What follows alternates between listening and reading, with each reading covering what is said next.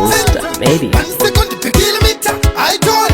Booster shade, chauya chimemba Diri muti, iya ya maka kavira mugwenga Kawana mwandu ya mera na sima kuvenga Chiponda kapiwa nedenga, dina kutenga Kaimiti mwari wangu teshu makaronga Wisa kundikara machari mwari vanenga vari paduse Dine soto ndaka saru, simura nguriri paduse Anori shibisa sitori kanda mumatope murukundisa mufute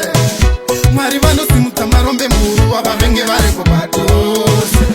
Kundivenga nyangwe ndisina maka Shuwiro yavo kuposa zvese zvandovaka Manje chakuno zvinhu zviya zvasanduka Nyangwe vakatumira mhepo ndimbofunuka Irosijisei mumapapiro indoreva muhapwa Vamwe vachishuwa ndirarame kunge napwa Munga ikoko sendiwa neipwa Nozviziva ronda riri mumoyo richarapwa Ndirwisi kundigara matare mwari vanenge vari paduse Ndine soto ndakasaru zimurangu riri paduse Vanorishibisa sitori kanda mumatope muri kundisa mufudze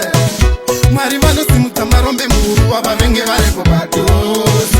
Ndiri muti iya yamakakavira mugwenga Ikawana mwando yamera nasi makuvenga Chiponda kapiwa nedenga handina kutenga Kainditi mwari vangu itaishimaka Vanododzosera umashure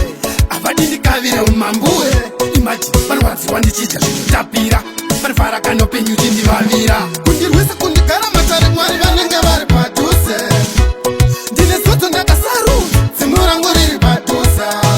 Vanorishibisa sitori kanda mumatope muri kundisa mufudze Mwari vanosimudza marombe muru wavavenge vari kupaduse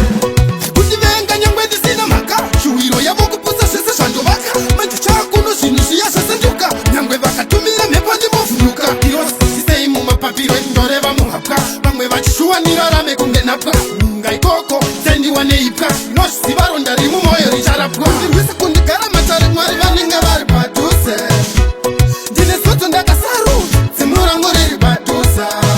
Vanorishibisa sitori kanda mumatope muri kundisa mufudze Mwari vanosimudza marombe muru wavavenge vari kupaduse Booster Sound Music.